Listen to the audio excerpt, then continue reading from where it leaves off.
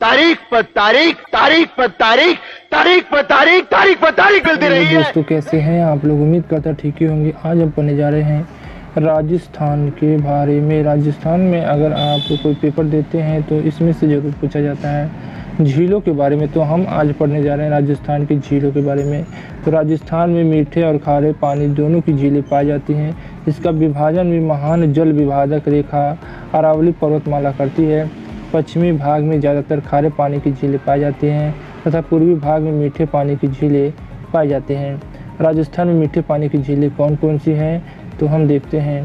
पहली झील है जयसमुद्र झील। तो यह है मीठे पानी की झील है।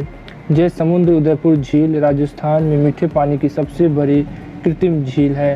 कृत्रिम माने क्या होता है, मानव द्वारा बनाया गया। जैसे मानव बनाता है, प्राकृतिक नहीं बनाती, उसे इंसानों ने बनाया है। इस झील का निर्माण मेवाड़ के महाराजा जयसिंह ने गोमती नदी का पानी रोककर 1687 से 91 में बनाया था। 87 से 91। तो इस झील में छोटे बड़े 7 टापू हैं। इनमें सबसे बड़े टापू का नाम बाबा का भागरा है और सबसे छोटे का नाम प्यारी है। उसके बाद जयसमुद्र झील से उदयपुर जिले को पीने का पानी की सुविधा उपलब्ध कराई जाती है। जयसमुद्र झील को पर्यटन केंद्र के रूप में भी विकसित किया जा रहा है। इस झील से सामपुरा नहर और भट्टा नहर भी निकाली गई है। इस झील को ढेबर झील भी कहते हैं। उसके बाद राजसमुद्र झील। अब हमारा मीठा झील है राजसमुद्र झील। राजसमुद्र झील राजस्थान के रामसमुद्र जिले में स्थित है। निर्माण मेवाड़ के महाराजा राज सिंह ने गोमती नदी का पानी रोककर 1662 से 1676 इस झील का निर्माण कराया था। इस झील का उत्तरी भाग नौ चौकी कहलाता है। यहीं पर 25 काले संगमरमर की चट्टानें हैं। मेवाड़ का इतिहास संस्कृति उत्कीर्ण है। इसे राज प्रशस्त कहते हैं, जो कि संसार की सबसे बड़ी प्रशस्ति है। राज प्रशस्ति अमर काव्य वंशावली नामक पुस्तक पर आधारित है, जिसके लेखक है रणछोड़ भट्ट टेलंग। राजसमुद्र झील किनारे घेवत माता का मंदिर है। पिछोला झील। अब मीठे झील है पिछोला झील। उदयपुर में स्थित इस मीठे झील के पानी का निर्माण 16वीं सदी के राणा लाखा के समय एक बिच्छू बंजारी ने अपने बैल की स्मृति में करवाया था। पिछोला झील में बने टापू पर जगमंदिर लेक प्लेस व जगनिवास लेक गार्डन पैलेस महल बने हुए हैं। मुगल शासक शाहजहां ने अपने पिता के विद्रोह के समय यहाँ पर शरण ली थी। वर्तमान में इसे पर्यटन केंद्र के रूप में घोषित किया गया है। इन महलों को लेक पैलेस के रूप में विकसित किया जा रहा है। इस झील के समीप गलकी नटकी का चबूतरा बना हुआ है। इस झील के किनारे राजमहल सिटी पैलेस है। सीताराम और बूझरा नदी इस झील को जलपूर्ति करती है। जगमंदिर महल में ही 1857 में ईस्वी में राष्ट्रीय आंदोलन के दौरान महाराणा स्वरूप के नीमच की छावनी से भागकर आए 40 अंग्रेजों को शरण दे क्रांतिकारियों से बचाया था। जगनिवास महल का निर्माण किसने कराया था? जगनिवास महल का निर्माण महाराणा जगत सिंह 1746 में करवाया था। आना सागर झील। आना सागर झील क्या है? अजमेर शहर में स्थित इस झील का निर्माण अजय राम के पुत्र अर्रा राम ने 1137 में करवाया था।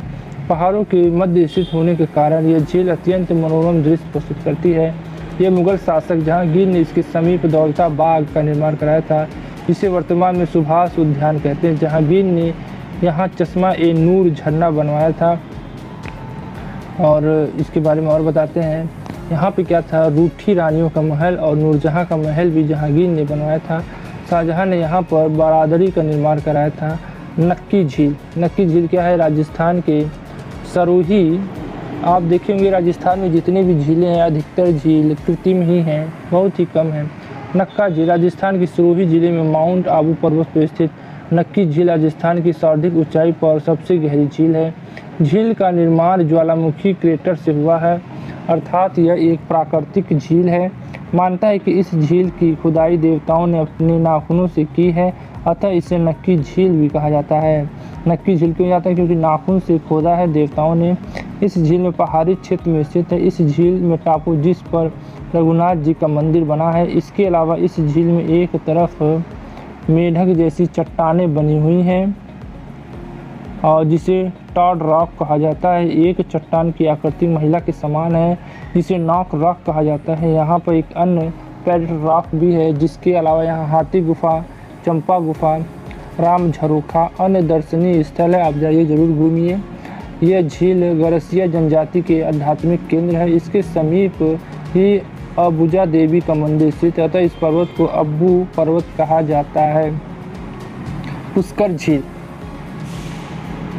राजस्थान के अजमेर जिले में अजमेर शहर से 12 किलोमीटर दूरी पर यह पुष्कर झील का निर्माण ज्वालामुखी उद्दीपन से हुआ है। यह झील भी प्राकृतिक झील है। यह राजस्थान का सबसे पवित्र सरोवर माना जाता है। इसे आदि तीर्थ, पाचन तीर्थ और कोकर तीर्थ तीर्थी का मामा तीर्थराज भी कहा जाता है। किंवदंती के अनुसार इस झील का निर्माण ब्रह्मा जी के हाथों से गिरे 3 कमलों के पुष्पों से हुआ था। जो ब्रह्मा जी उनके पुष्पों से हुआ था। क्रमशः वरिष्ठ पुष्कर, मध्यम पुष्कर और कनिष्ठ पुष्कर का निर्माण हुआ है। महाभारत युद्ध के बाद पांडवों ने यहाँ स्नान किया था। महर्षि वेदव्यास ने महाभारत की रचना की। विश्वामित्र ने यहाँ तपस्या की। वेदों को यहाँ अंतिम रूप में संकलित हुआ। इस झील के चारों ओर अनेक प्राचीन मंदिर हैं। इसमें ब्रह्मा जी का मंदिर जो भारत में एक है, सबसे प्राचीन है, जिसका निर्माण 10वीं शताब्दी में पंडित गोकुलचंद पारिका ने करवाया था। और इस मंदिर के सामने पहाड़ी पर ब्रह्मा जी की पत्नी सावित्री देवी का भी मंदिर है। ब्रह्मा जी की पत्नी का क्या नाम है? सावित्री देवी, जिसमें माँ सरस्वती की प्रतिमा भी लगी हुई है। पुष्कर झील के चारों ओर 52 घाट बने हुए हैं। यहाँ सबसे बड़ा गौ घाट है। इंग्लैंड की रानी मेरी ने यहीं मेरी जाना घाटी भी बनवाया है, जिसे वर्तमान में गांधी घाट कहा जाता है। फतहासागर झील राजस्थान के उदयपुर झील में स्थित इस मीठे पानी की झील का निर्माण मेवाड़ के शासक राणा जयसिंह ने 1678 में कराया था। बाद में अतिवृष्टि होने का नष्ट हो गया, अतः इसका पुनर्निर्माण 1889 में कराया गया था। महाराजा फतेह सिंह ने करवाया था तथा इसकी आधारशिला ड्यूक ऑफ कनॉट द्वारा रखी गई थी, अतः इस झील का फतेह सागर झील कहा गया है। इस झील में टापू है जिस पर नेहरू उद्यान बना हुआ है। फतेह सागर झील में अहमदाबाद संस्था ने 1975 में भारत की पहली सौर वेधशाला स्थापित की है। इस झील के समीप बेल्जियम निर्मित टेलीस्कोप की स्थापना सूर्य और उसकी गतिविधियों के अध्ययन के लिए की गई है। फतेह सागर झील से उदयपुर को पेयजल की आपूर्ति की जाती है। अब हमारी अगला झील है कोलायत झील। कोलायत झील कहाँ है? राजस्थान के बेकिनार जिले में स्थित इस मीठे पानी की झील के समीप संख्या दर्शन के प्रेरिता कपिल मुनि का आश्रम है। इस आश्रम को राजस्थान का सुंदर मरुद्यान भी कहा जाता है। यहाँ पर कार्तिकेय मास की पूर्णिमा नवंबर माह में मेला भरता है। इस झील में दीप जलाकर अर्पण किया जाता है। फिर हमारा अगला झील क्या है? सिलीसेड झील है। यह झील अलवर में स्थित है। यहाँ पर झील राजस्थान का नंद कानन भी कहलाता है। इसके किनारे अलवर के महाराजा विनय सिंह ने 1845 में अपनी रानी के लिए एक शाही महल, लेक पैलेस, एक शिकारगाह का निर्माण कराया था। उदय सागर झील यह उदय सागर में स्थित है। इसका निर्माण मेवाड़ के शासक उदय सिंह ने आयर नदी के पानी को रोककर करवाया था। इस झील से निकलने के बाद आयर नदी का निर्माण बेचर हो जाता है। उसके बाद फायर झील। सागर झील क्या है? यह अजमेर में स्थित इसका निर्माण बांडी नदी, उत्पाती नदी से पानी को रोककर कराया गया है। इसे अंग्रेज इंजीनियर फाय के निर्देश में बनाया गया था, इसलिए इसे फाय सागर कहा जाता है। अगला है बाल समुद्र झील। जोधपुर मंडोरा मार्ग पर स्थित इसका निर्माण 1159 ईस्वी में परिहार शासक बाल कराव ने कराया था। इस झील के मध्य महाराजा सुरसिंह ने अष्टखंभा महल बनवाया है। कायलाना झील। कायलाना झील कहाँ है? जोधपुर में स्थित इस झील का निर्माण सर प्रताप ने कराया था। इस झील के किनारे माचिया सफारी पार्क मृगवन स्थित है। राजस्थान के खारे पानी की झीलें, हमने अभी तक मीठे पानी की झीलें पढ़ी हैं, अब खारे पानी की झीलें भी पढ़ लें। तो सांभर झील, यह झील देश में खारे पानी की सबसे बड़ी झील है। बिजोलिया शिलालेख के अनुसार इसका निर्माण चेहान शासक वासुदेव ने कराया गया था। इस झील में खारी, खंडेला, मेंढा, रूपनगर नदियां आकर गिरती हैं। यह देश का सबसे बड़ा आंतरिक स्रोत है। यहाँ मार्च से मई तक मध्य नमक बनाने का कार्य किया जाता है। यहाँ पर रेस्ता कयार नामक 2 विधियों से तैयार होता है। यहाँ नमक केंद्र सरकार के उपक्रम हिंदुस्तान साल्ट लिमिटेड की सहायक कंपनी सांभर साल्ट लिमिटेड द्वारा तैयार किया जाता है। यहाँ सांभर साल्ट परियोजना 1964 में की गई थी। भारत के कुल नमक उत्पादन का 8.7% यहाँ से उत्पादित होता है। यहाँ एक साल्ट म्यूजियम भी है। यहाँ पर सोडियम सल्फेट बनाने का कारखाना भी स्थित है। पंचभद्रा राजस्थान के बाड़मेर जिले में बलोतरा के पास स्थित इस झील का निर्माण पंचाभील द्वारा कराया गया था। इसे पंचाभद्रा कहते हैं। इस झील का नमक समुद्री झील के नमक से मिलता जुलता है। इस झील में प्राप्त नमक में 98% मात्रा सोडियम क्लोराइड, अतः यहाँ से प्राप्त नमक उच्च कोटि की होती है।